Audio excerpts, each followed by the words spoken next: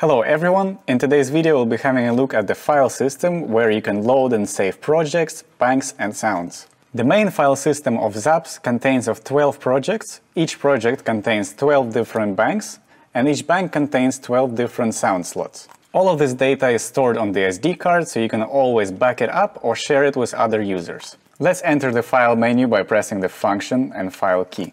As you can see over here, you have projects, banks and sounds. You can go into the project, you can save the current project or load a previous one, like this.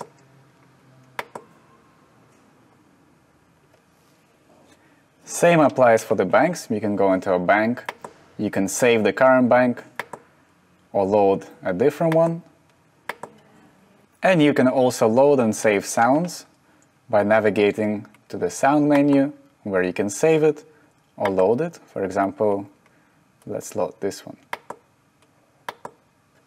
That is all for this video. In the next episode, we'll check out how you can configure these 6 assignable jacks using the CV assign menu.